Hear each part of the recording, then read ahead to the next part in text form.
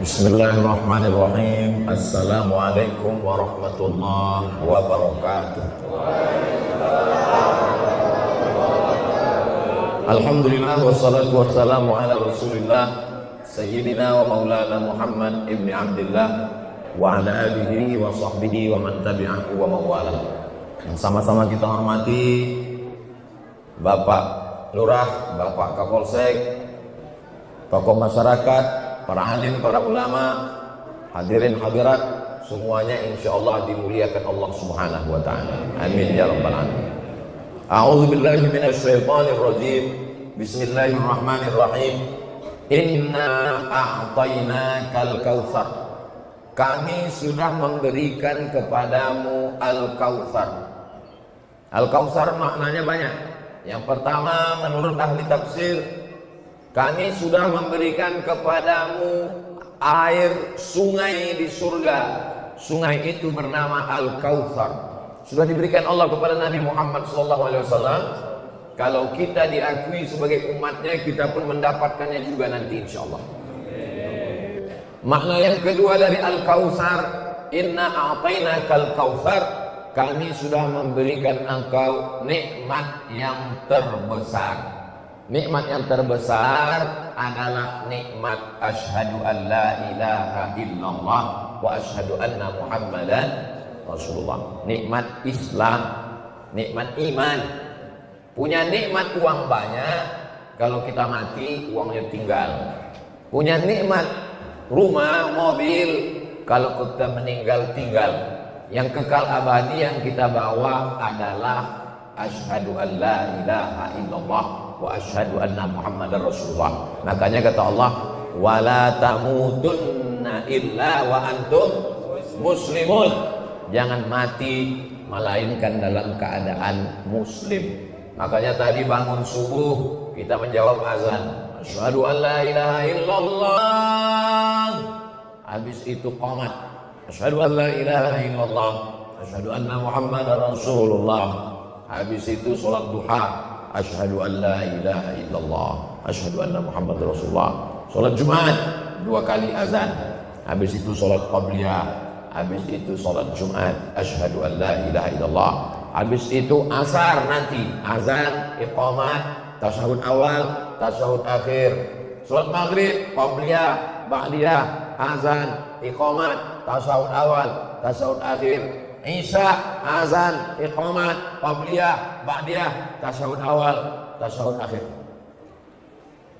Semuanya supaya kita istiqomah dalam la ilaha illallah Muhammadur Rasulullah. Jadi orang yang tidak mengerti konsep Islam bingung dia. Apa ini agama Islam ini? Kenapa azannya, kalimatnya diulang-ulang terus supaya melekat di telinga kita?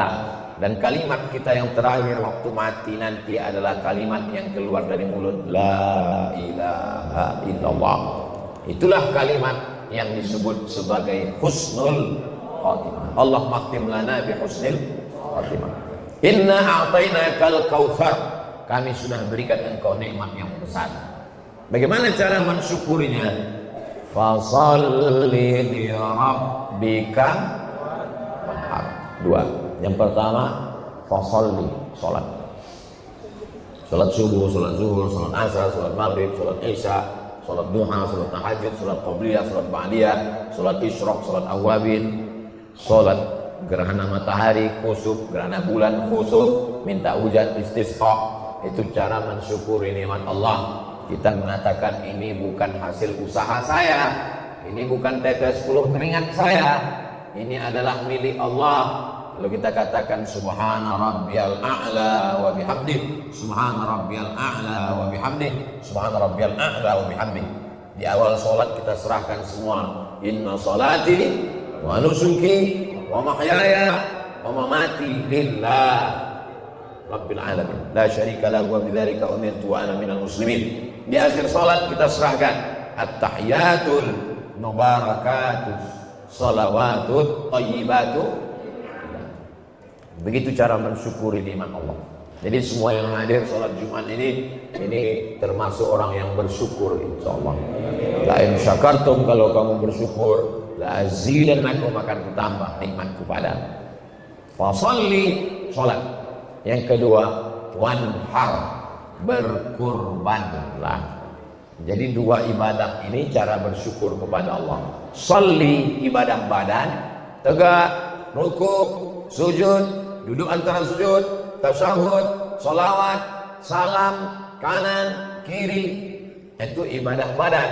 Yang kedua ibadah harta, itu yang disebut dengan wanhar, berkurbanlah. Yang sudah mendaftar kurban, alhamdulillah. Yang belum mendaftar, insya Allah setelah dimotivasi dengan khutbah dan tausiah ini. Yang sudah dikasih ceramah enggak juga mendaftar, innalillah. Apalagi yang mau kita bawa menghadap Allah Subhanahu wa taala. Kalau di Masjid Ar-Rahman ini berapa iurannya Pak Ketua? 3,5 juta. 3,5 juta. Cuman 3,5 juta yang diminta Allah Subhanahu wa taala. Mau mengeluarkan, alhamdulillah. Mudah-mudahan dibukakan Allah pintu rezeki.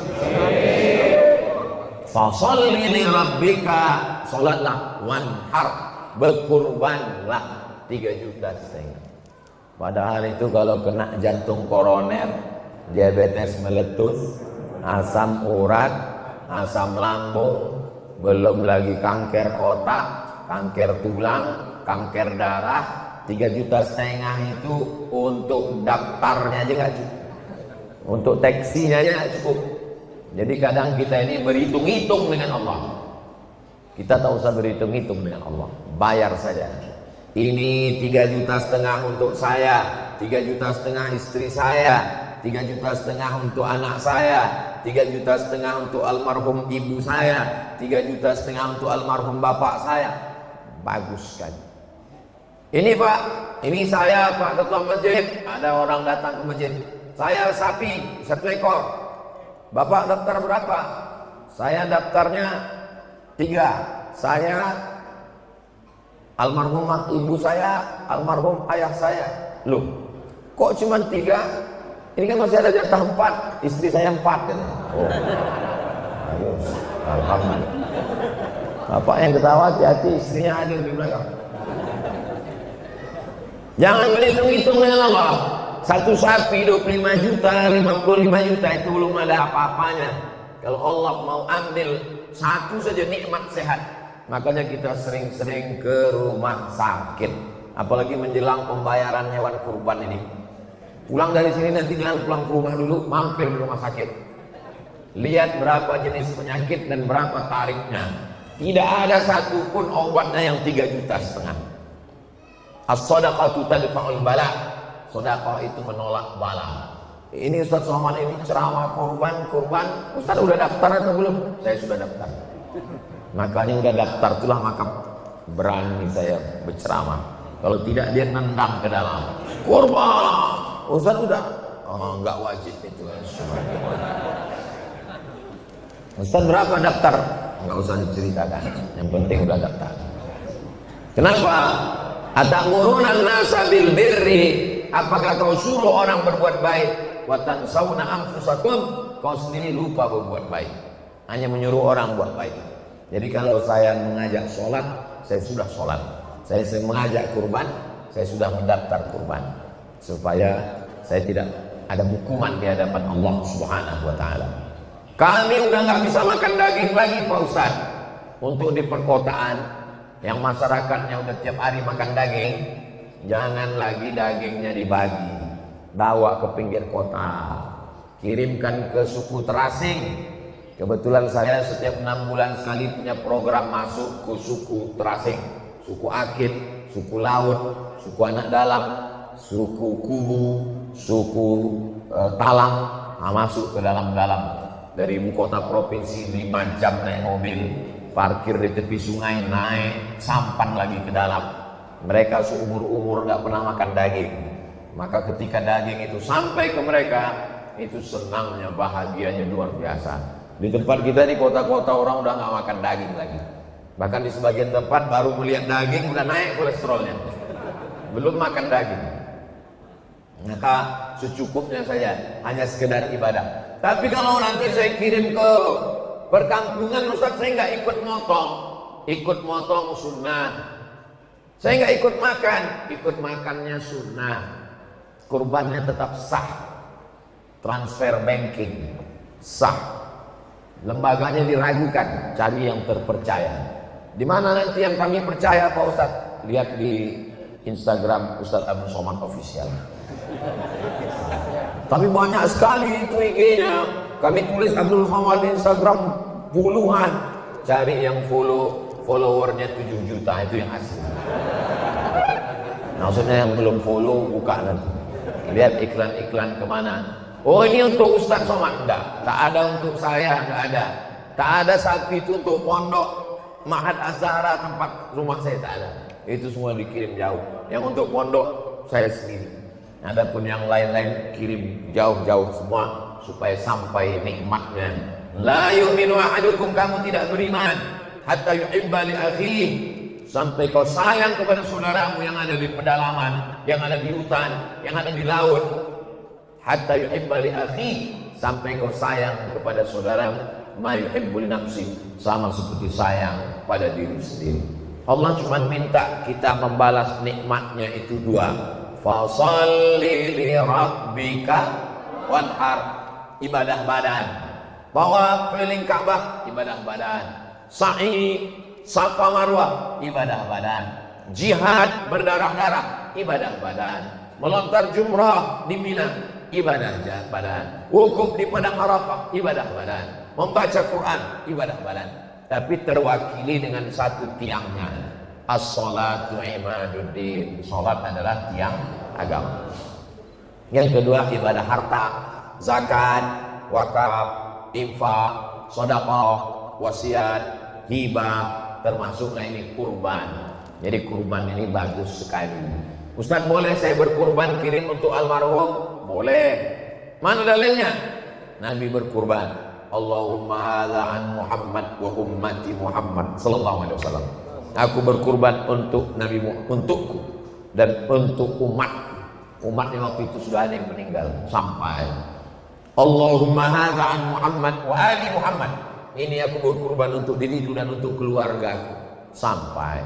Jadi berkurban untuk orang meninggal dunia boleh. Katanya nggak boleh dimakan dagingnya. Nggak boleh dimakan dagingnya kalau nazar. Saya berkurban.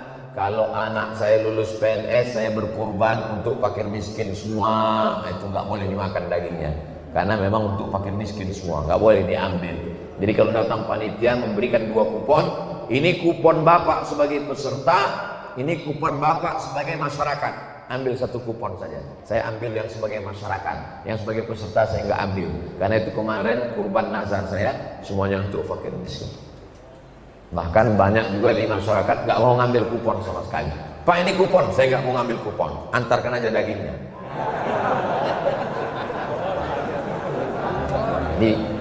Ini semua aslinya yang paling bagus kurban itu fakulu minha, makan sedikit. Boleh saya makan hewan kurban saya ini Pak Ustaz? Bukan boleh, disuruh Allah kulu, makanlah, tapi jangan semuanya. Minha, sedikit saja. Makanya yang paling afdal itu adalah dagingnya 1 suap, hatinya potong hatinya, cuci bersih, jangan langsung dibakar. Banyak sekarang orang potong langsung bakar, haram, darah najis. Cuci dulu, cuci bersih, karena darah najis. Huriman alaikumul maitatu wadamu, dam, darah haram. Cuci bersih, siram pakai jeruk, kasih garam, lalu kemudian bakar. Setelah dibakar dimakan. Wa at'imul ba'isal faqir, makan hatinya 1 suap, sisanya bagikan ke fakir miskin. The best, paling bagus. Tapi kalau mau dia makan untuk keluarga, boleh sepertiga. Sepertiga untuk keluarga di rumah, sepertiga untuk fakir miskin, sepertiga untuk sahabat kerabat jiran tetangga, paling banyak sepertiga. Jadi kalau kita dikasih 2 kupon itu belum sampai sepertiga. Tapi jangan gara-gara ini semua peserta minta sepertiga. Saya menyampaikan ini tidak mau merubah yang sudah ada, yang sudah baik-baik, sudah bagus. Jangan gara-gara ini besok semua minta sepertiga ke panitia. Kalau ada nanti tiba-tiba setelah tausiah ini berubah, datang peserta kurban, kemarin kata Ustaz Somad minta sepertiga, ini sapi saya mau ambil sepertiga. Panitia nggak usah marah, bilang aja sama peserta, bawa sapimu ini, potong sendiri, bagi sendiri, makan sendiri. Nah, akadnya antara yang berkurban, saya beli kambing, saya bawa kambing saya ke rumah, pagi setelah sholat saya potong sendiri, habis itu saya bagi sendiri. Tapi kita biasanya tidak begitu. Ada laki-laki yang gagah perkasa, rupanya nggak berani motong kambing. Jadi kita serahkan ke panitia. Panitia tidak lebih berhak daripada orang yang berkurban. Dan orang berkurban pula bukanlah rakyat jelata seperti hubungannya dengan raja-raja. Jadi kita masing-masing mengerti posisi kita. Saya bayarkan 3,5 juta untuk kurban saya tunai. Saya terima kata panitia, sah. Untuk kurban dan biaya operasional tunai. Karena kalau tidak disebutkan biaya operasional, nanti jaga malam sebelum pemotongan nggak mungkin diinapkan di hotel bintang 3. Siapa yang jaga malam? Mereka ngopi-ngopi, duitnya dari mana? Diambil dari masjid. Orang bersedekah untuk masjid, bukan untuk panitia kurban. Dari mana duit diambil? Uang survei, uang membawa dari kampung ke kota, itu semua diambil dari biaya operasional. Ada beberapa orang yang tidak bisa kita kasih daging sebagai upah. Sebagai hadiah, oke. Tapi sebagai upah tidak boleh. Apa beda hadiah sama upah? Kalau hadiah dapat, alhamdulillah. Nggak dapat, nggak masalah. Tapi kalau upah, kalau hadiah dapat, alhamdulillah. Nggak dapat, nggak masalah. Itu hadiah. Tapi kalau upah, wajib ada. Saya sebagai tukang jagal, tukang potong, mesti ada. Kalau nggak ada, ini pisau ini naik ke lehermu nanti. Maka khusus tukang potong, tukang kulit yang kerjanya berat-berat ini, dia mesti dikasih upah. Tanya dia baik-baik, Bapak biasa motong berapa? Nah, nggak usah lah, kita udah lama kenal, bla bla. Terus terang aja Pak, daripada pisaunya nanti naik. Nah, biasa saya 1 ekor 50-100 ribu. Nah, ini ada 10 ekor, berarti 1 juta. Bayarnya dari mana uang 1 juta? Dari biaya operasional, diambil dari situ. Jangan diberikan ini daging, karena daging tidak boleh sebagai upah, adapun sebagai hadiah kita akan diminta tanggung jawab. Adapun relawan, relawan itu artinya rela walaupun nggak dapat hewan. Dapat alhamdulillah, nggak dapat nggak ngamuk pulang ke rumah. Jadi memang diperlukan mental yang siap untuk tidak dapat. Kalau tidak siap, bagus relawannya cukup terbatas saja. Semua yang kita ambil dari daging yang bukan hak kita ini akan diminta tanggung jawab di hadapan Allah. La tus'alunna yawma idzin 'anil na'im. Ustaz ngapain ceramah ini di Masjid Jelas tulisannya kan, Masjid Ar-Rahman. Ini bukan hanya untuk jamaah Masjid Ar-Rahman. Ini direkam, ditonton seluruh umat muslimin muslimat dari Sabang sampai Papua, bahkan yang ada berkorban di luar negeri, sebagai acuan untuk kemaslahatan kebaikan kita bersama. Tujuan kita beribadah ini mencari ridha Allah Subhanahu wa taala. Fasholli li rabbika wanhar. Terakhir, inna syani'aka wal abtar. Orang yang membencimu, merekalah abtar, yang terputus. Asal kata abtar, tidak punya anak keturunan. Mereka ngejek Nabi Muhammad. Tuh Muhammad gak punya anak keturunan. Lihat itu, dia gak punya keturunan. Langsung dibalas Allah, yang gak punya keturunan itu kamu. Inna syani'aka wal abtar. Pembenci-pembencimu itulah yang gak punya keturunan. Sekarang, pernah gak bapak ibu ketemu sama orang, pas kenalan, kenalkan Ustaz Somad, saya keturunan Abu Lahab. Enggak ada. Belum pernah saya ketemu lama udah tausiah, tiba-tiba datang jamaah sambil bisik, kenalkan Pak Ustaz, saya keturunan Abu Jahal. Enggak ada. Dulu bangga sekali keturunan Abu Lahab, Abu Jahal, orang kaya, uangnya banyak. Mereka mengatakan Muhammad enggak punya keturunan. Bukti kebenaran ayat ini 1444 tahun, 14 abad, 1 milenium setengah sudah hampir. Semuanya kebanyakan orang mengaku keturunan Nabi Muhammad sallallahu alaihi wasallam. Nabi Muhammad punya anak perempuan namanya Fatimah Zahra. Fatimah punya anak laki-laki namanya Sayyidina Al-Husain. Sayyidina Al-Husain punya anak laki-laki namanya Ali Zainal Abidin. Ali Zainal Abidin punya anak laki-laki namanya Muhammad Al-Baqir. Muhammad Al-Baqir punya anak laki-laki namanya Ja'far As-Sadiq. Ja'far As-Sadiq punya anak lagi. Ada nama anaknya Musa Al-Kazim, ada nama anaknya Ismail, ada nama anaknya satu lagi Ali Al-Uraidi. Ali Al-Uraidi punya anak. Makanya dia ada yang jalur Musa, ada yang jalur Ismail, ada yang jalur Ali Uraidi, 3 cabang. Ali Al-Uraidi punya anak lagi laki-laki namanya Muhammad An-Naqib. Muhammad Naqib punya anak laki-laki namanya Isa Ar-Rumi. Isa Ar-Rumi punya anak laki-laki lagi nanti namanya Ahmad bin Isa Al-Muhajir. Disebut dia Al-Muhajir.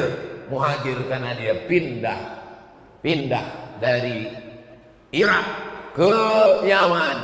Itulah dia sebuah kampung bernama Hadramaut Tarim. Dari Hadramaut ini beranak pinahlah, punya anak. Ahmad bin Isa Al-Muhajir punya anak. Salah satu nama anaknya itu adalah Ubaidullah. Dari Ubaidullah ini punya anak lagi, keturunan-keturunan. Itulah gelar-gelar besar As-Saqaf yang disebut dengan As-Segaf, Al-Haddad, Al-Attas. Ada namanya Ratib Al-Attas, namanya Umar bin Abdurrahman Al-Attas. Karena orang sayang kepada dia. Kalau baca Ratib Al-Attas ini, orang sayang aja. Sayang itu artinya cinta. Cinta itu bahasa Arabnya hub. Orang yang dicinta itu Habib. Orang pertama yang digelar Habib, itulah dia, Umar bin Abdurrahman Al-Attas. Jadi kalau mau disayang orang, banyak-banyak baca Ratib Al-Attas. Ada di Palembang. Dia mau nikah, tapi udah beberapa kali ditolak. Minta sama Habib, Habib kasih saya bacaan biar saya diterima. Kata Habib, baca Ratib Al-Attas 41 kali. Dia baca, habis dia baca dia pun pergi, diterima. Habis itu lapor, Habib, ana udah baca Ratib Al-Attas, alhamdulillah diterima. Kamu baca berapa? Baru baca 20. Baru baca 20 kok udah diterima Habib. Kamu baca 20 itu kamu yang datang. Kalau kamu baca 41 mereka yang datang. Al-Attas sayang orang. Jadi ada enggak keturunan Nabi yang dari Mesir dipanggil Habib? Enggak ada. Dipanggil Sayyid. Karena berdasarkan hadis Nabi, Innal Hasan wal Husain sayyida syababi ahli jannah. Kalau di Mesir Sayyid, Syarif, di Makkah Syarif, tapi yang datang dari keturunan As-Sayyid Al-Habib Umar bin Abdurrahman Al-Attas. Nah, makanya kalau kita ketemu datang. Nanti kalau Bapak Ibu pergi ke Mesir, ini kantor Grand Sheikh Al-Azhar, pimpinan-pimpinan Al-Azhar, di sampingnya ada kantor besar megah mewah, Naqabatul Ashraf. Naqabatul Ashraf keturunan Sayyidina Hasan dan keturunan Sayyidina Husain.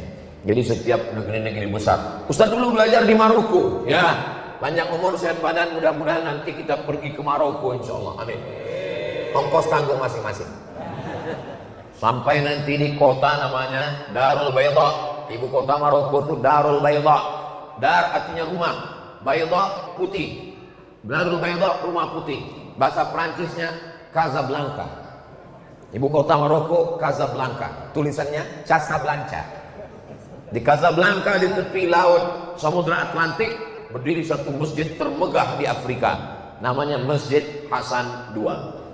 Disitulah tertulis di tiang utamanya, masjid ini adalah Masjid Hasan II, anak Muhammad 5, anak Hasan 1, sampai nasabnya kepada, tapi bukan Sayyidina Husain, ini dari Sayyidina Hasan, karena keturunan Nabi ini ada yang jalur Hasan, ada yang jalur Husain. Kalau kita ke Makkah, kita pergi silaturahim ke rumah Sayyid Ahmad bin Muhammad bin Alawi bin Abbas Al-Hasani. Kenapa Al-Hasani?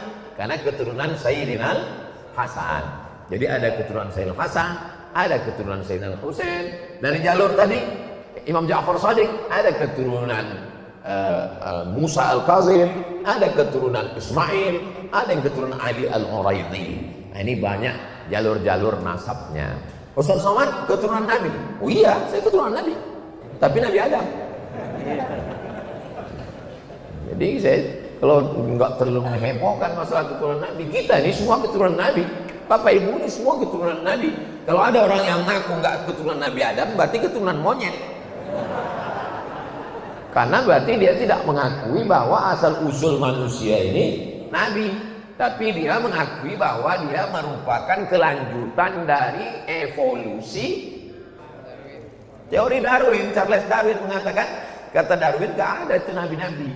Yang ada itu adalah dulu dunia ini diisi oleh makhluk purba, binatangnya besar-besar, lalu datang satu meteor menghantam bumi, terjadi ledakan besar, akhirnya binatang-binatang besar itu punah semua, itu yang disebut dengan dinosaurus. Lalu kemudian makhluk ini berevolusi, mengecil. Nah, inilah yang last edition sekarang, kata teori Darwin. Kalau kita nggak begitu, kita ini adalah makhluk yang dikirim Allah dari surga. Inni ja'ilun fil ardi khalifah, aku menciptakan satu makhluk di atas muka bumi, khalifah. Tapi ini bukan kampung kita. Kita pendatang di sini. Saya dari Sumatera, saya bukan asli, saya pendatang. Jadi kalau ditanya orang, Ustaz asli sih? Enggak. Ustaz aslinya di mana? Saya aslinya di sorga. Sombong sekali Ustaz, bukan sombong. Memang begitu. Tapi kabarnya Pak Ustaz ada yang aslinya di neraka, ada juga. Tapi kita ini semua nanti akan kembali ke sana. Maka disebut inna lillah wa inna ilaihi raji'un, dan Allah yang akan mengundang kita. Ya ayyatuhan nafsul mutmainnah, wahai jiwa yang tenang, irji'i ila rabbiki radiyatan mardiyah, kembalilah engkau menghadap Allah dalam keadaan engkau ridha dan Allah pun ridha. Lalu apa kata Allah?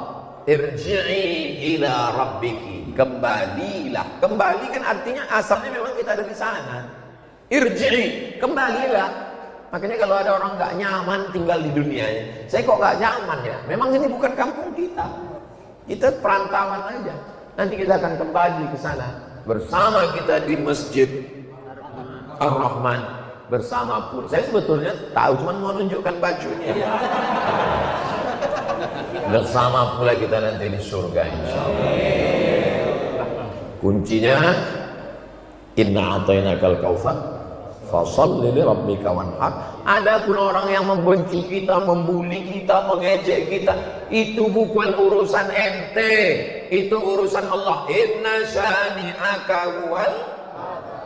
3 ayat yang perlu kita pikirkan, cuman ayat yang pertama ini, inna a'tainakal kautsar. Pikirkan berapa banyak nikmat Allah, nikmat hembusan nafas, nikmat detak jantung, pekerjaan yang menurutmu membosankan, memuakkan.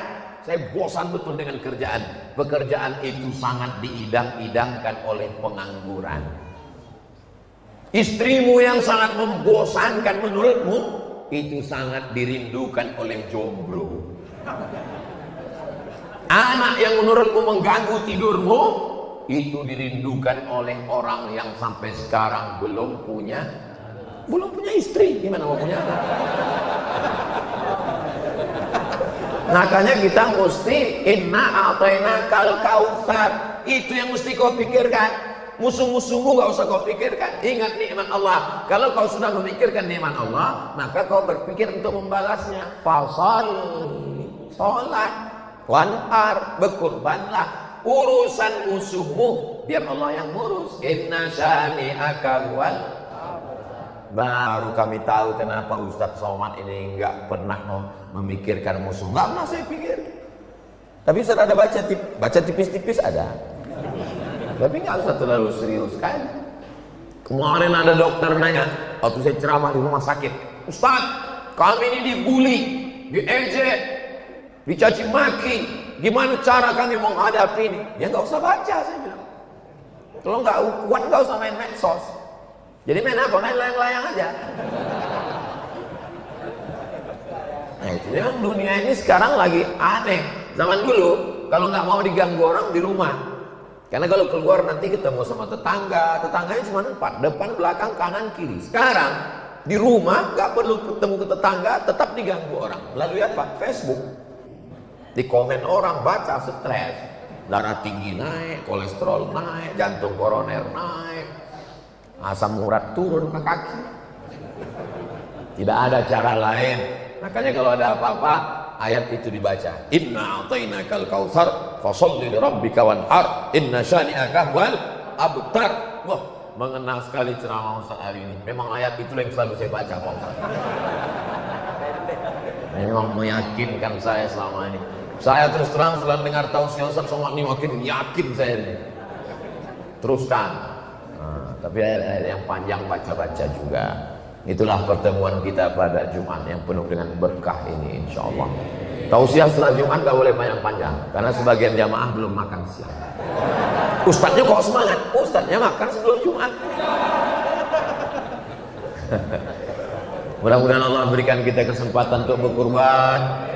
Allah jadikan kita orang bersyukur. Adapun musuh-musuh kita nggak usah kita pikirkan, ngabisin energi merusak pikiran kita. Kita serahkan aja pada Allah Subhanahu Wa Taala. Ya Allah, ini ada musuh-musuh, ada Firaun, ada Namrud, ada setan, ada iblis. Tolong urus ya Allah, aku nggak punya kesempatan.